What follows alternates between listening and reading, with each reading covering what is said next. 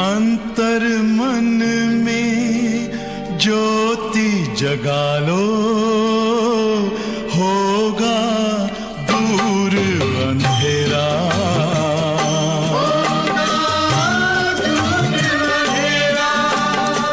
शिव का कर लो ध्यान, आ रहा पावन पुण्य सवेरा।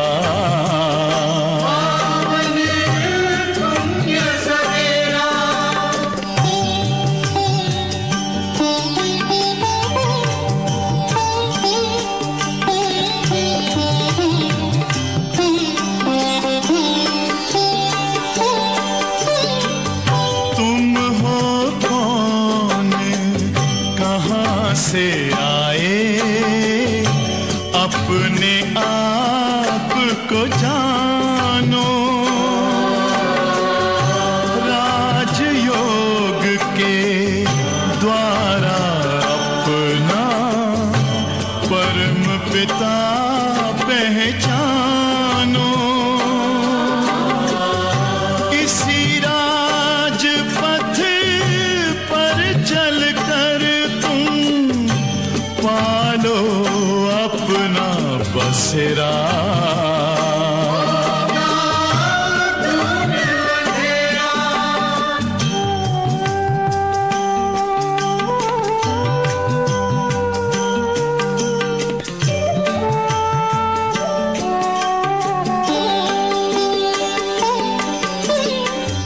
तुम हो आत्मा तन से न्यारे, परमात्मा को प्यारे।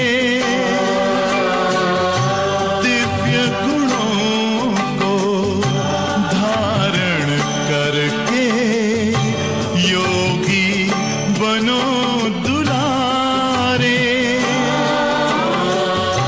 ज्योति बिंदु ही तोड़ेगा ये माया का घेरा।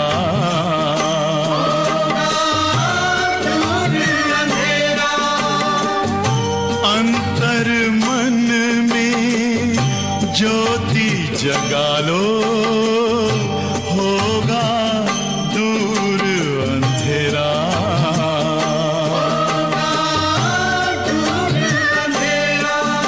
ओम शांति, ओम शांति,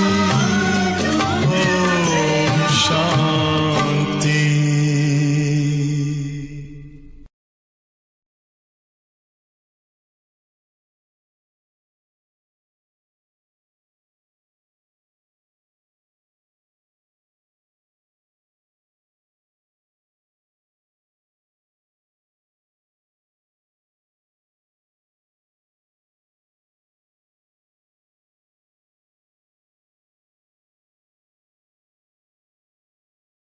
ओम शांति।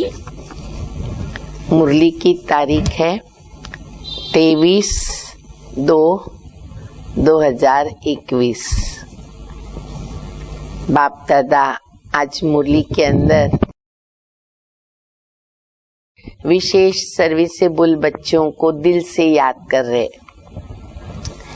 बाबा कहते बच्चे जिनको सर्विस का शौक है वो सर्विस के बिगर रह नहीं सकते, ज्ञान सुनाने के बिगर रह नहीं सकते। उन्हें बहुत खुशी रहती है, खुशी में वो नाचते रहते हैं। और साथ साथ बाबा कहते कि यज्ञ में भी वो हड्डी सेवाएं अपनी देते, हड्डियां स्वाह कर लेते हैं। ऐसे बच्चे बाबा को बहुत प्रिय हैं। आज के मुरली का जो गीत है, बदल जाए दुनिया न बदलेंगे हम तुम्हारी कसम। तो बाबा कहते ये वायदा करते हम बच्चे बाबा के साथ कि बाबा कुछ भी हो जाए, बाबा से जो प्रतिज्ञा की है उसे हमें तोड़ना नहीं है। तो हमें भी अपनी प्रतिज्ञा के ऊपर दृढ़ रहना है। कैसी भी परिस्थिति आवे लेकिन बाबा के साथ जो प्रतिज्ञा की, प्राण जाए पर वचन न जाए। तो मीठी मीठी शिक्षाएं बाप दादा की मुरली के द्वारा सुनेंगे। मीठे बच्चे, बुद्धि में स्थायी एक बाप की याद रहे। बुद्धि में स्थायी एक बाप की याद रहे तो यह भी अहो सौभाग्य है। तो यह भी अहो सौभाग्य है। अगर बाबा की याद स्थायी रहती है तो फायदा ही फायदा है। तो बाबा कहते ये है अहो सौभाग्य बच्चों का। प्रश्न है, जिन बच्चों को सर्विस का शौक होगा, जिन बच्चों को सर्विस का शौक होगा, उनकी निशानी क्या होगी? चेक करते जाएंगे कि मेरे अंदर जो बाप दादा निशानियां बता रहे वो कितनी है, लक्षण कितने हमारे अंदर आए हुए हैं। उत्तर है, वह मुख से ज्ञान सुनाने के बगैर रह नहीं सकते। 1 2 3 4 लिख सकते हैं। पहली बात, मुख से ज्ञान सुनाने के बगैर रह नहीं सकते। जो भी आत्मा सामने आती है उन्हें कुछ न कुछ ज्ञान दान अवश्य करते रहेंगे। नंबर 2, वो रूहानी सेवा में अपनी हड्डी हड्डी स्वाहा कर देंगे। जो भी बाबा के घर में सेवाएं हैं, चाहे फिर वाचा की न हो तो फिर कर्मणा भी सेवा बहुत होती है यज्ञ के अंदर, उसमें भी हड्डियां लगती है। तो बाबा कहते सर्विसेबल बच्चे अपनी हड्डियां स्वाहा करेंगे। और हमें ये लक्ष्य जरूर रखना है कि हमें बाबा की सेवाओं में हड्डियां देनी है, तब हमारी हड्डियां नरम होती है और हम फरिश्ते बन सकते हैं। तीसरी बात है, उन्हें रूहानी नॉलेज सुनाने में बहुत खुशी होगी, क्योंकि सेवा का जो प्रत्यक्ष प्रमाण है संगम युग पर, भविष्य में तो हमारी जमा होती है कमाई, पर यहाँ पर सेवा करने से जो प्रत्यक्ष प्राप्ति है वो है खुशी। सभी बच्चों को अनुभव है कि जब हम सेवा करते हैं तो आंतरिक खुशी का अनुभव अवश्य होता है। चौथी बात है, खुशी में ही नाचते रहेंगे। मन मयूर जो है ना, वो नाचता ही रहता है। ज्ञान का मनन चिंतन, मुख से ज्ञान रत्न निकलना, तो उस खुशी के अंदर वो बच्चे नाचते रहेंगे। पांचवी बात है, वो अपने से बड़ों का बहुत ही रिकॉर्ड रखेंगे, क्योंकि जो विशेषताएं हैं बड़ों के अंदर उन्हें हमें फॉलो करना है। बाबा ने तो आज ये भी बताया है कि कई बार छोटे जो होते हमारे से, उनके अंदर भी विशेषताएं होती है। यज्ञ की हिस्ट्री भी हम सभी ने सुनी है कि अगर हमारे से छोटे को भी कोई जवाबदारी दी गई है यज्ञ की, तो बड़े भी जैसे वो जवाबदार व्यक्ति कहता है वैसे हमें करना होता है। उसके अंदर हमको दे अभिमान नहीं आना चाहिए, अहंकार नहीं आना चाहिए, अपना अपमान फील नहीं होना चाहिए। ये दादियों के अनुभव हमने बहुत अच्छे सुने हैं। तो बाबा तो कहते छोटों को भी रिकॉर्ड दो, लेकिन यहाँ भी तो बाबा पहले बड़ों की बात कह रहे। तो बाबा कहते बड़ों को रिकॉर्ड, रिस्पेक्ट देना, सम्मान देना, ये तो बहुत ही जरूरी है। ये बहुत अच्छा देवताई मैनर्स कहा जाता है।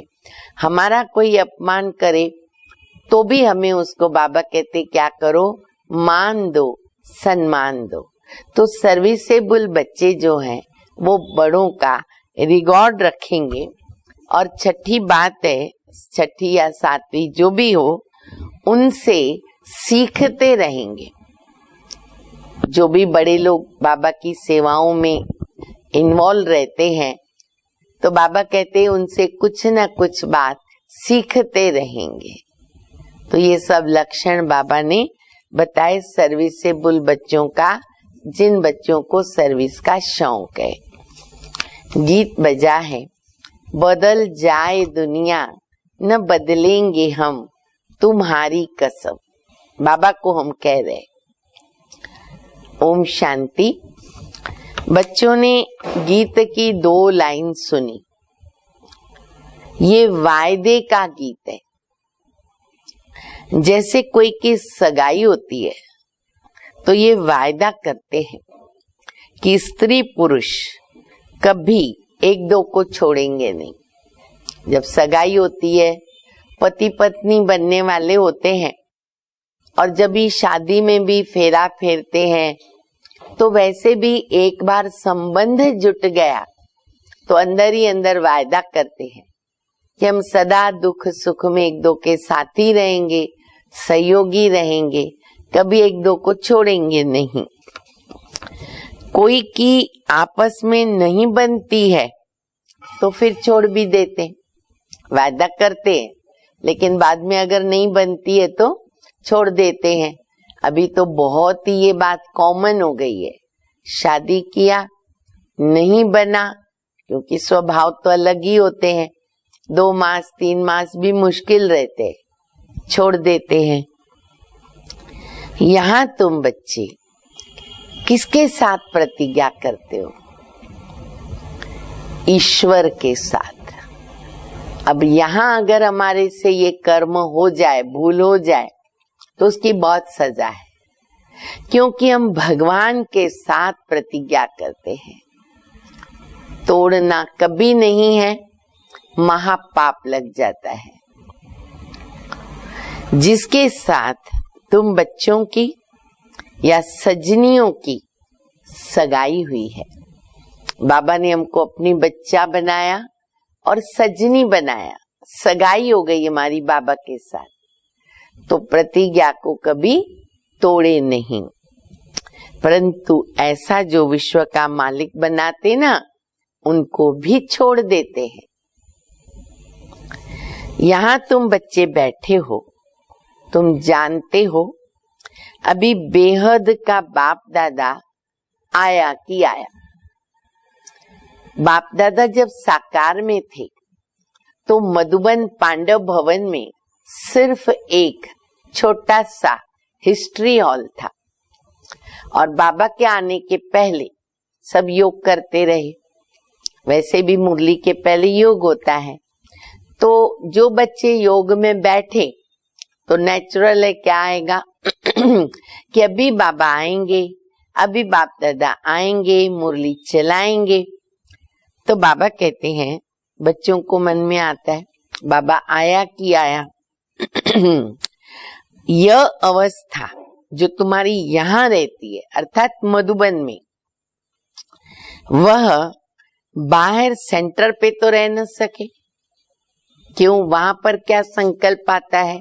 सेंटर पर जब हम क्लास करने आते हैं तो बाबा कहते यहाँ और वहां में बहुत ही फर्क रहता है। मधुबन तो मधुबन है, तपोभूमि, वरदानी भूमि, कर्म भूमि।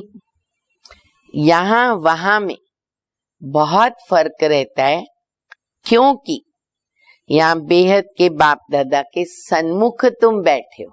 मधुबन में सन्मुख बैठे हो, वहां तो सन्मुख नहीं, बाप दादा साकार में तो नहीं है। चाहते हैं ना कि साकार में जाकर सन्मुख में मुरली सुने, इसलिए खींच होती है।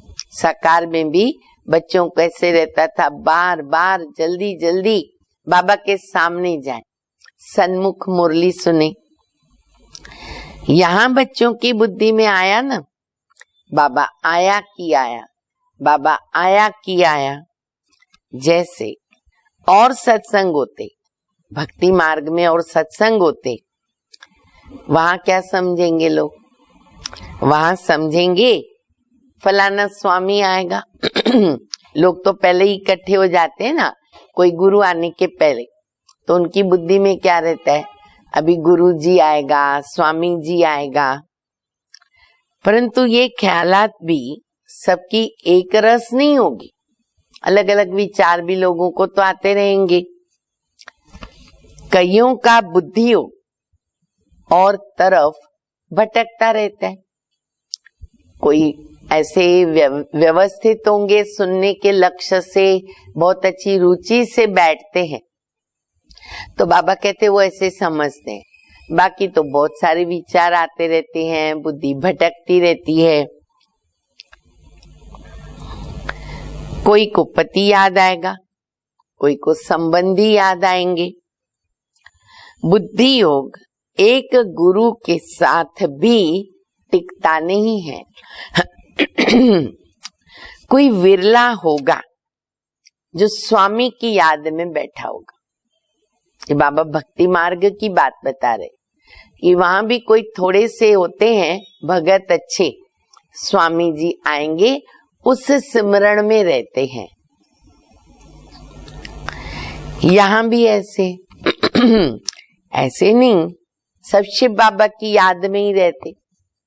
अब यहाँ भी क्या हो जाता है, कई बच्चों को तो बहुत अच्छा बाप दादा की याद रहती है, कईयों की बुद्धि इधर उधर भी चली जाती है। बुद्धि कहाँ न कहाँ दौड़ती रहती है। संकल्प तो बहुत फास्ट चलते हैं ना, तो कोई कोई विचार आ जाते हैं। मित्र संबंधी आदि भी याद आएंगे।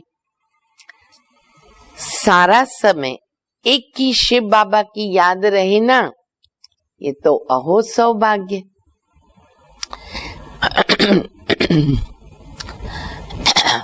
स्थायी याद में कोई विरले रहते, बस बाबा की ही याद रहे, मेहनत करनी पड़े इसमें। यहाँ बाबा के सन्मुख रहने से बहुत खुशी होनी चाहिए। अतीन्द्रिय सुख। गोपी वल्लभ के गोप गोपियों से पूछो, ये यहाँ का गाया हुआ है, विशेष मधुबन का, जहाँ प्रैक्टिकल में अतीन्द्रिय सुख की अनुभूति बड़ी सरलता के साथ होती है। भूमि ऐसी है। यहाँ तुम बाबा की याद में बैठे हो, जानते हो अभी हम ईश्वर की गोद में हैं और फिर दैवी गोद में जाएंगे। भल कोई की बुद्धि में सर्विस के ख्यालात भी चलते हैं, इस चित्र में ये करेक्शन करें, इस चित्र में ये करेक्शन करें, यहाँ ये लिखत होनी चाहिए। ऐसे बाबा कहते ऐसे बच्चे भी विचार करते हैं, परंतु अच्छे बच्चे जो होंगे वो समझेंगे अभी तो बाबा से ही सुनना है। देखो कितनी वैरायटी बाबा ने बता दी। कई बच्चे बाप दादा आया कि आया उसी संकल्प में रहते, कई की बुद्धि इधर उधर भटकती है, कई सर्विस के ख्यालात करते रहते हैं। लेकिन जब बाबा आने वाले हैं, मुरली चलाने वाले हैं, तो हमारे पास वही संकल्प होना चाहिए, और कोई संकल्प आने नहीं देंगे। बाप ज्ञान रत्नों से झोली भरने आए हैं, तो बाबा से बुद्धि का योग लगाना है। नंबरवार धारणा करने वाले तो होते हैं ना, सब नंबरवार बच्चे हैं। कोई अच्छी तरह सुनकर धारण करते हैं, कोई कम धारण करते। बाबा एक साथ सभी बच्चों को ज्ञान रत्न देते, लेकिन बाबा कहते उनको जीवन में उतारना, धारणा करना, उसमें बच्चे नंबरवार है। कोई ज्यादा करते, कोई कम करते। बुद्धि योग अगर और तरफ दौड़ता रहेगा तो धारणा नहीं होगी, कच्चे पड़ जाएंगे, कच्चे और पक्के। तो बाबा कहते फिर वो कच्चे पड़ जाएंगे। एक दो बारी मुरली सुनी, धारणा नहीं हुई, अंडरलाइन वाली बात है, फिर वो आदत पक्की हो जाती है। इस बात पर हमेशा चेकिंग करो। मान लो मुझे ये एक संस्कार पड़ गया कि मैं मुरली सुनने जाती हूँ या जाता हूँ, टीचर मुरली सुना रही है, मेरा बुद्धि योग इधर उधर चल रहा है।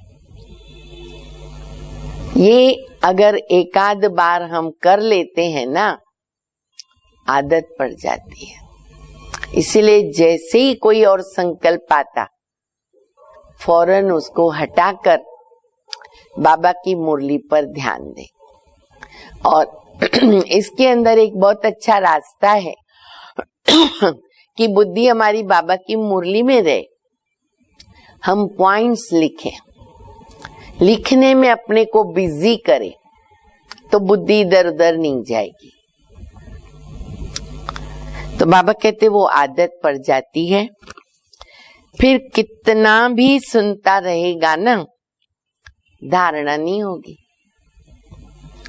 किसको सुना भी नहीं सकेंगे। अब खुद की धारणा नहीं हुई तो दूसरे को कैसे सुना पाएंगे। जिसको धारणा होगी उनको फिर सर्विस का शौक होगा, वो क्वालिफिकेशन दिखाई देगी, वो दूसरों की सेवा करेंगे, उछलता रहेगा। भर गया ना अंदर ज्ञान रत्नों का खजाना। तो बाबा कहते वो बच्चे उछलते हैं। सोचेगा कि जाकर के धन का दान करूं, जो मेरे पास धन इकट्ठा हुआ उसका दान करूं, क्योंकि यह धन एक बाबा के सिवाय और कोई के पास नहीं। बाप ये भी जानते हैं कि सबको धारणा नहीं हो सकती, नंबरवार तो हैं, सब एक रस उच्च पद पा भी नहीं सकते। इसलिए बुद्धि और तरफ भटकती रहती है। ड्रामा को भी बाबा जानते हैं क्योंकि राजधानी बन रही है। भविष्य तकदीर इतनी ऊंची नहीं बनती है। कोई फिर स्थूल सर्विस में अपनी हड्डी हड्डी देते, ये भी बहुत अच्छी सेवा है। इसमें हमको देह अभिमान नहीं आना चाहिए। अगर हम कर्मणा सेवा कर सकते या वाचा कम करते हैं पर कर्मणा कर सकते हैं, अवश्य करें। बहुत बड़ा सब्जेक्ट है, बहुत कमाई जमा होती है।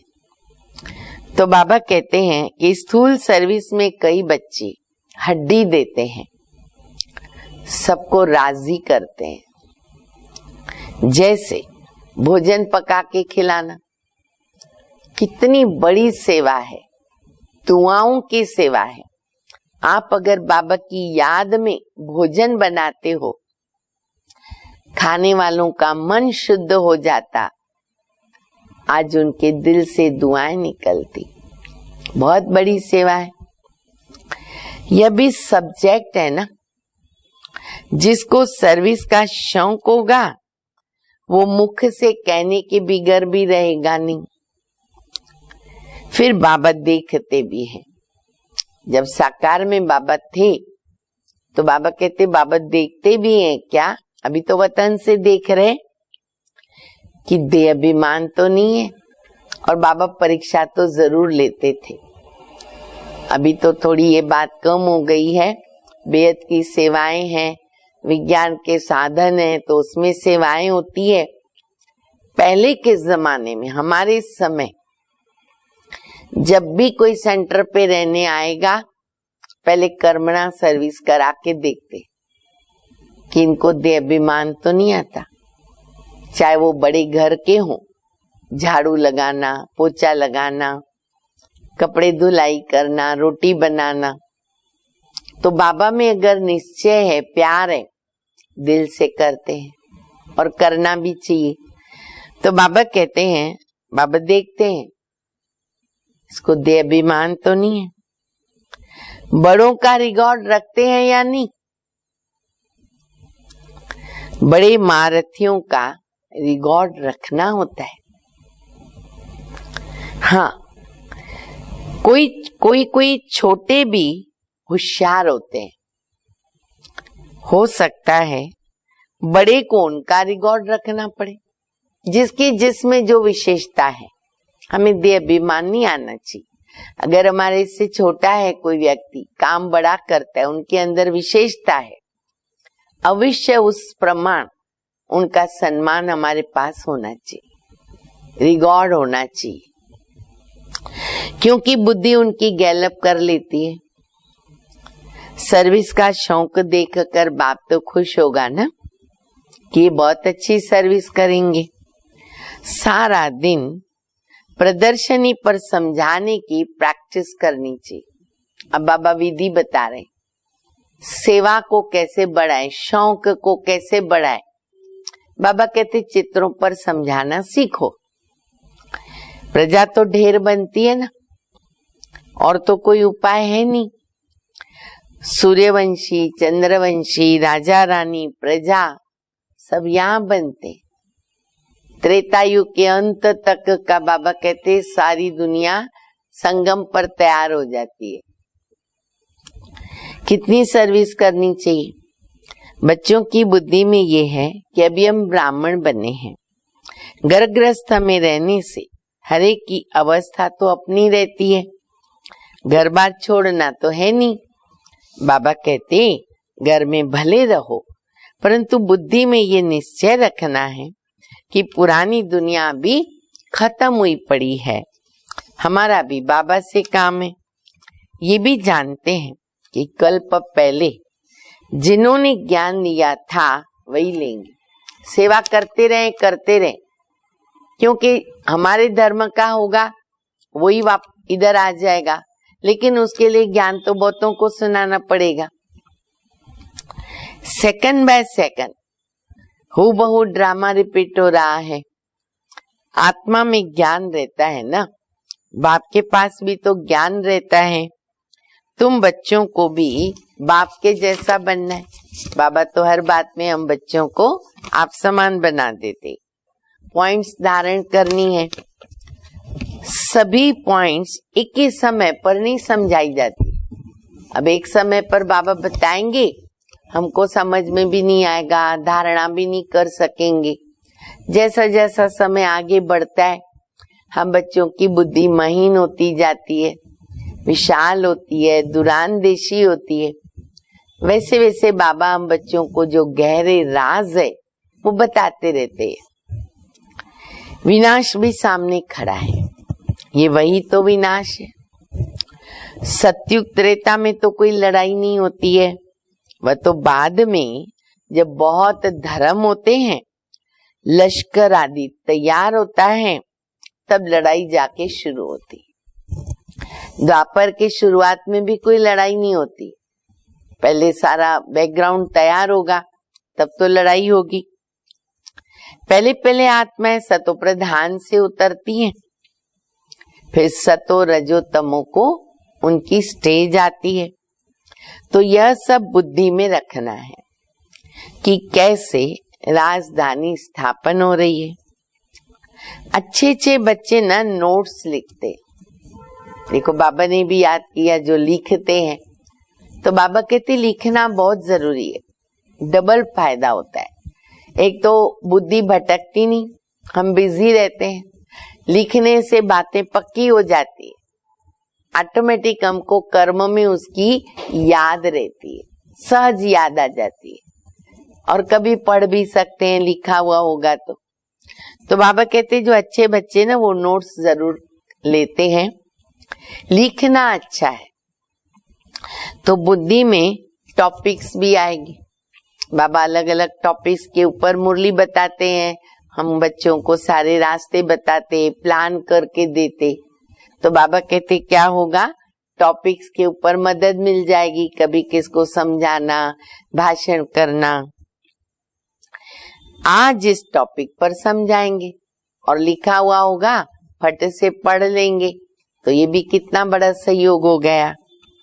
बाबा कहते हमने तुमको कितना खजाना दिया था, सत्युग त्रेता में तुम्हारे पास अथाह धन था। फिर क्या हुआ, वाम मार्ग में जाने से कम होता गया, कम होता गया, कम होता गया, आज कंगाल बन गए। और फिर खुशी भी कम होती गई, कुछ न कुछ विकर्म होने लगे। विकर्म हुए, देह अभिमान में आए, पाप कर्म हुए, तो खुशी तो कम हो जाएगी। सतयुग त्रेता में तो अथाह धन था, उतरते उतरते कलाएं कम होती जाती है। सतो प्रधान, सतो रजो तमो की स्टेजेस होती है। सतो से रजो में आते हैं तो ऐसे नहीं कि फट से आ जाते, सतो से रजो में। बाबा कहते धीरे धीरे सीढ़ी उतरने में बहुत टाइम लगता है, एकदम आराम से हम बच्चे उतरते हैं। 5000 वर्ष लगते, सीढ़ी खाली कितनी उतरनी है? 84। तो नेचुरल है कितनी स्पीड हमारी धीमी होगी। हाँ, जब चढ़ती कला है 21 जन्म में बाबा मिला, सेकंड में चढ़ती कला, एक जन्म में हम कहां से कहां पहुंच जाते। इसलिए बाबा कहते ना, चढ़ती कला तेरे भाणे सर्व का भला। तो धीरे धीरे उतरते, तमो प्रधान में धीरे धीरे सीढ़ी उतरते जाते हो, कला कम होती जाती है। तो दिन प्रतिदिन कम होती है। अभी जंप लगाना है, तमो प्रधान से सतो प्रधान बनना है, तो उसके लिए टाइम भी चाहिए। गाया हुआ है, फिर बाबा ने बहुत अच्छी कहावत बताई, चढ़े तो चाखे प्रेम रस और गिरे तो चकनाचूर।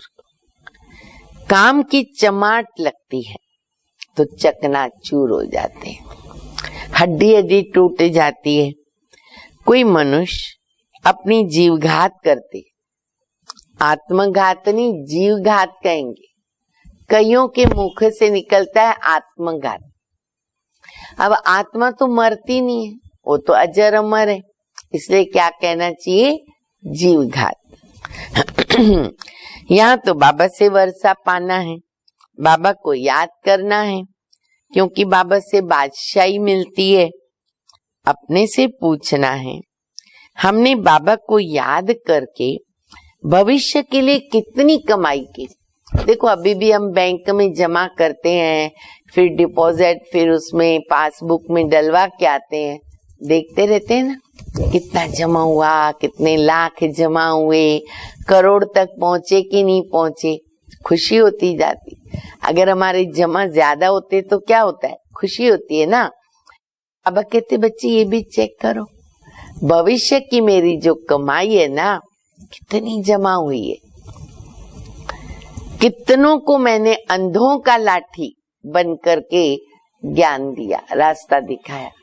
अंधों का लाठी मैं कितनों के लिए बनी या बना।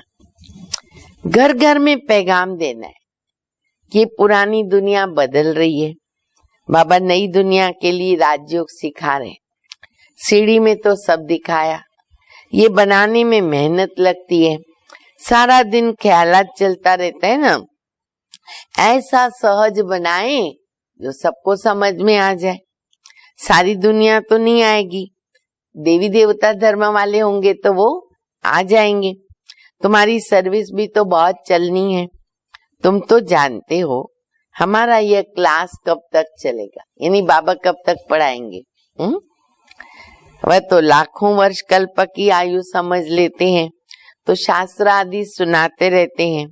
समझते जब अंत होगा तब सदगति दाता भगवान आएगा, और जो हमारे चेले होंगे उनकी गति हो जाएगी, और फिर हम भी जाकर के ज्योति में समा लेंगे। परंतु ऐसा तो है नहीं। तुम अब जानते हो कि हम अमर बाबा के द्वारा सच्ची सच्ची अमर कथा सुन रहे, तो अमर बाप जो कहते हैं वो मानना भी तो पड़े ना। सिर्फ कहते बाबा देखो क्या कहते, बड़ी सरल बात, बच्चे मुझे याद करो और पवित्र बनो, और कोई बात ही नहीं तो सजाएं बहुत खानी पड़ेगी, पद कम हो जाएगा। सर्विस में मेहनत करनी है। जैसे दधीच ऋषि का मिसाल है ना, हड्डियां भी सर्विस में दे दी, अपने शरीर का भी ख्याल न रख कर सारा दिन सर्विस में रहना उसको कहते सर्विस में हड्डियां देना। स्पष्ट कर दिया बाबा ने। हड्डी देना किसको कहेंगे? जो अपना सब त्याग करता है, सहन करता है, नींद का त्याग, सुख का त्याग, सुविधाओं का त्याग, थकता नहीं, उसको कहते हड्डियां देना। एक है जिस्मानी हड्डी, दूसरी रूहानी हड्डी। रूहानी सर्विस वाले रूहानी नॉलेज सुनाते हैं, धन दान करने में खुशी में नाचते हैं। दुनिया में मनुष्य जो सर्विस करते वो तो जिस्मानी है, शास्त्र सुनाते, वो कोई रूहानी सर्विस नहीं है। रूहानी सर्विस तो बाबा ही सिखलाते हैं। स्पिरिचुअल बाबा आकर स्पिरिचुअल बच्चों को पढ़ाते हैं। तुम बच्चे अब तैयारी कर रहे हो, कहा? नई दुनिया में जाने के लिए। वहां तुमसे कोई भी कर्म नहीं होगा, वो राम राज्य है, वहां थोड़े होते हैं। अभी तो रावण राज्य है, सब दुखी हैं। ये सारी नॉलेज तुम्हारी बुद्धि में है, पर कैसे? नंबरवार पुरुषार्थ अनुसार। इस सीढ़ी के चित्र में ना पूरी नॉलेज है। सीढ़ी का चित्र बाबा याद कर रहे हैं। बाबा कहते ये अंतिम जन्म पवित्र बनो, पवित्र दुनिया के मालिक बनेंगे। तुम्हें समझाना ऐसा है जो मनुष्य को पता पड़े कि हम सतो प्रधान से तमो प्रधान बने हैं और फिर याद की यात्रा से हमको सतो प्रधान बनना है। ये बात पक्की कराओ। देखेंगे तो बुद्धि चलेगी। ये नॉलेज तो कोई के पास है नहीं। कहेंगे इस सीढ़ी में और धर्मों का समाचार कहाँ है? क्योंकि ये भारत की सीढ़ी है और धर्म तो कल्प वृक्ष में बताए।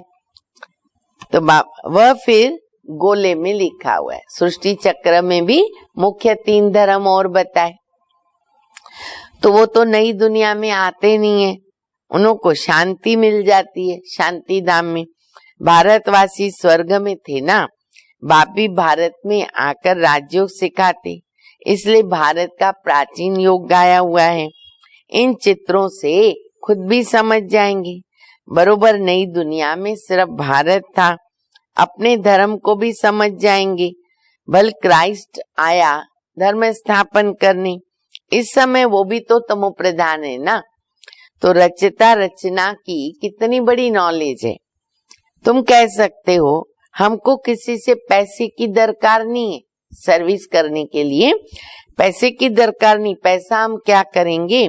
तुम भी सुनो, दूसरों को भी सुनाओ, ये चित्र छपा दो।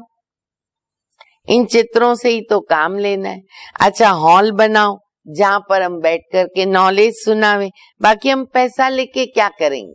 सेवा में लगाओ, तुम्हारे घर का कल्याण होगा। तुम सिर्फ प्रबंध करके दो। बहुत आकर कहेंगे रचता रचना की नॉलेज तो बड़ी अच्छी है, ये तो मनुष्यों को ही समझनी है। विलायत वाले भी ये ज्ञान सुनकर बहुत खुश होते और खुश होंगे भी। समझेंगे हम भी बाबा के साथ योग लगाएंगे, विकर्म विनाश होंगे। सबको बाबा का परिचय देना है। समझ जाएंगे कि ये नॉलेज गॉड के सिवाय कोई दे न सके। कहते खुदा ने बहिष्त स्थापन किया। बहिष्त माना स्वर्ग, परंतु कैसे आते वो तो किसको पता नहीं। तुम्हारी बातें सुनकर खुश होंगे, फिर पुरुषार्थ करने लगेंगे, योग सीखेंगे, तमो प्रधान से सतो प्रधान बनने का पुरुषार्थ करेंगे। सर्विस के लिए ना बहुत ख्याल करने चाहिए, ख्याल चलते ही रहे सेवा के लिए। भारत में हुनर दिखाएं तब फिर बाबा बाहर में भी भेजेंगे। ये मिशन जाएगी, अब तो चली गई। कितनी कंट्रीज में बाबा के घर हैं। अभी तो टाइम पड़ा है ना। नई दुनिया बनने में कोई देरी थोड़ी लगती है। कहाँ भी अर्थक्वेक आदि होती 2-3 वर्ष में एकदम नए मकान खड़े कर देते हैं। वहां भी तो कैसे होगा? महल फटक से बन जाएगा। कारीगर बहुत हो, सामान सारा तैयार हो तो बनने में क्या देरी लगेगी। विलायत में मकान कैसे बनते हैं? Minute motor. तो स्वर्ग में सोचो कितना जल्दी बनेगा। नहीं तो हम सोचेंगे कब बनेगा, क्या होगा। बाबा कहते मिनट में बनेगा। सोना चांदी आदि तुमको सब मिल जाता है। खानियों से तुम सोना चांदी हीरे लेते हो। देखो बाबा खानियां भर के देते। हुनर तो सब सीख रहे, साइंस का कितना घमंड चल रहा। इस साइंस, यह साइंस फिर वहां काम आती है। यहाँ सीखने वाले दूसरा जन्म लेके ना वहां काम करते, हमारे लिए करते हैं। इस समय तो सारी दुनिया नई हो जाएगी, रावण राज्य खत्म हो जाएगा, 5 तत्व भी कायदे मुजब सर्विस करेंगे। सतयुग में कायदे मुजब स्वर्ग बन जाता है, वहां कोई उपद्रव भी नहीं होता क्योंकि रावण राज्य ही नहीं। सबसे अच्छी बात है कि तुम बच्चों का बाबा से ना बहुत लव होना चाहिए। देखो कितना प्यार है। बाबा खजाना देते, उसको धारण कर दूसरों को दान करना है। जितना दान करेंगे उतना इकट्ठा होता जाएगा, बढ़ता जाएगा। सर्विस नहीं करेंगे तो धारणा कैसे होगी? सेवा बहुत जरूरी है। सर्विस में बुद्धि चलनी चाहिए, सारा दिन बुद्धि चलाओ सर्विस में। सर्विस तो ढेर हो सकती है, दिन प्रतिदिन उन्नति को भी पाना है, अपनी भी तो उन्नति करनी, उसमें अपनी भी उन्नति है सेवा में और दूसरों की भी हो जाती है। अच्छा, मीठे मीठे सिकिल दे बच्चों प्रति माँ पिता बाप दादा का याद प्यार। Good morning. रूहानी बाप की रूहानी बच्चों को नमस्ते। हम रूहानी बच्चों की रूहानी बाप को, माँ पिता बाप दादा को याद प्यार, गुड मॉर्निंग और नमस्ते। धारणा के लिए मुख्य सार है, पहला सदा रूहानी सर्विस में तत्पर रहना है। सदा रूहानी सर्विस में तत्पर रहना है। ज्ञान धन दान करके खुशी में नाचना है।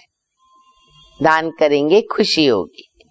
खुद धारण कर, औरों को भी धारण कराना है।